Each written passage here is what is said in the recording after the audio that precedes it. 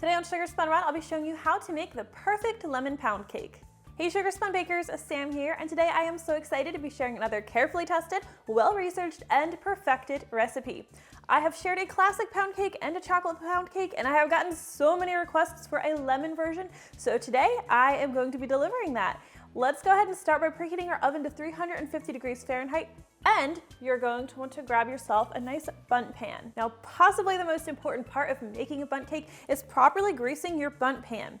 Today, I'm going to be using a baking spray, but it's really important that I note to you that this includes flour in it. You can't just use a regular cooking spray or your cake will stick. Now, I'm going to spray this very generously, and then I'm just going to use a plastic baggie, actually, to just work that into all of the crevices. I don't like to use a paper towel because the paper towel ends up absorbing a lot of the spray and that kind of defeats the purpose. All right, so once I feel like I have a thorough coating in every little crevice, I can go ahead and set this aside and start making the pound cake. Now to begin, you're going to need a large mixing bowl, and we're going to add 1 cup of unsalted butter, and you want this to be softened. I'm also going to add 8 ounces of cream cheese. This is full fat cream cheese, and please don't try to use the spreadable kind that comes in a tub. It's just not going to come out the same. We're also going to add 2.5 cups of granulated sugar. I know this seems a lot. Try to keep in mind that generally with my recipes, I'm splitting the sugar between granulated and brown sugar. Today we are just using all granulated sugar to help that lemon flavor really shine. Next, we need to add our lemon flavoring, and I am just flavoring this cake by using lemon zest. You are going to need to use 2.5 tablespoons of zest. Now, one thing I want to point out to you, when I'm zesting, I want you to notice that I don't go down past this papery white layer here. This papery layer is called the pith, and it's actually really bitter. You're not going to get a nice lemon flavor. In fact, your pound cake could end up tasting pretty bad if you zest all of that. I always zest these on a piece of wax paper because it makes for a really easy cleanup. It's a nice way to contain that zest. All right, we'll add this lemon in with our other ingredients. And you're going to want to use an electric mixer for this recipe. You could use a stand mixer. Today I am just using my hand mixer. Now we'll cream everything together until it's really well combined. I love adding the lemon zest at this point rather than later on because as it's getting beat up with the sugar and the other ingredients, some more of those oils are being released. It should be nice and fragrant. It just makes for a better flavored lemon pound cake. This is looking nice and beautiful, so now we can add our eggs. All right, now this recipe uses a fair bit of eggs. You are going to need 5 large eggs, and ideally they should be at room temperature. We're going to add these one at a time and mix well after each addition.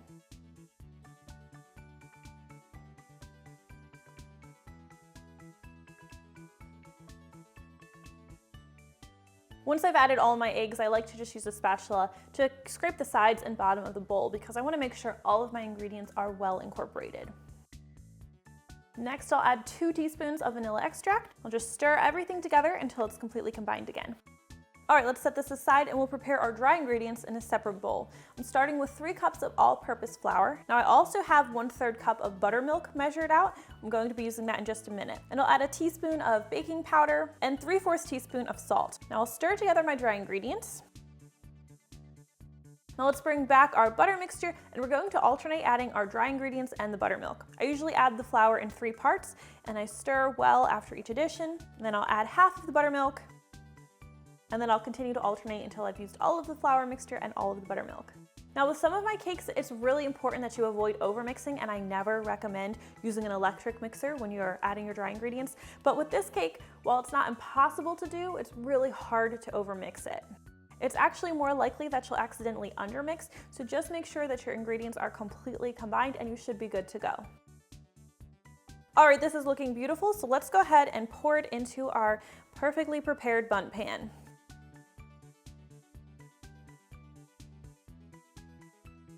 And you'll want to smooth that top, that way it's nice and evenly distributed. All right, this will go into our preheated oven where it will need to bake for 50 to 60 minutes. Now, the worst thing you can do with this pound cake is accidentally overbake it. If you do, it's going to be too dry and a little bit crumbly, and nobody wants that. This cake is obviously really thick, so just using a toothpick to test if it's done isn't going to cut it.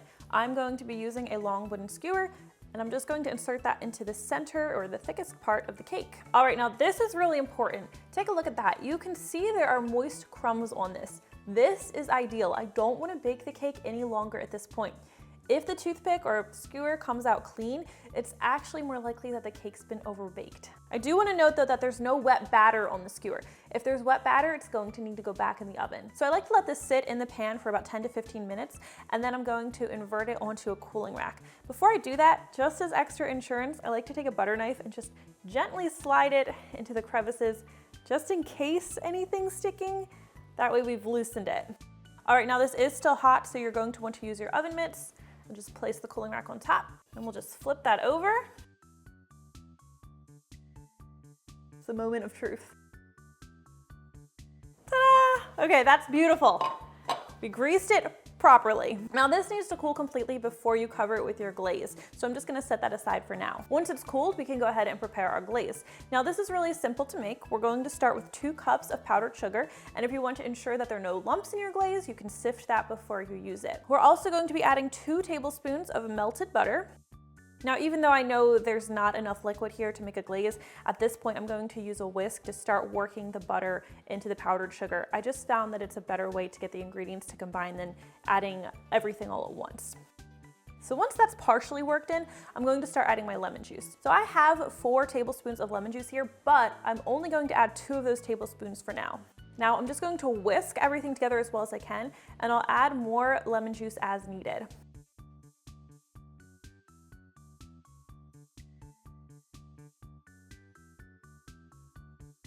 This is a really tart glaze. If you would like, you can cut the tartness a little bit by adding a 1/4 teaspoon of vanilla extract. Okay, so I can see here that this glaze is just way too stiff, so I'm going to drizzle in some more of that lemon juice, and I'm going to keep whisking until I reach the proper consistency. Now let me show you what that looks like. If you lift the whisk out of the mixture, you see it forms a nice little ribbon that drizzles down. That ribbon should hold its shape for a couple seconds before it dissolves back into the bowl. That's how I know I'm ready to use it. Now I'm just gonna use a spoon to evenly pour this over my lemon pound cake.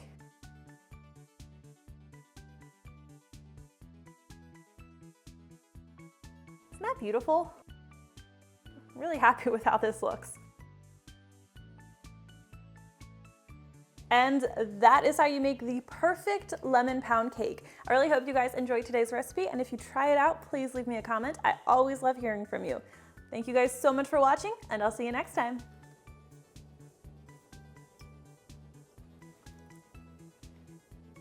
That's good.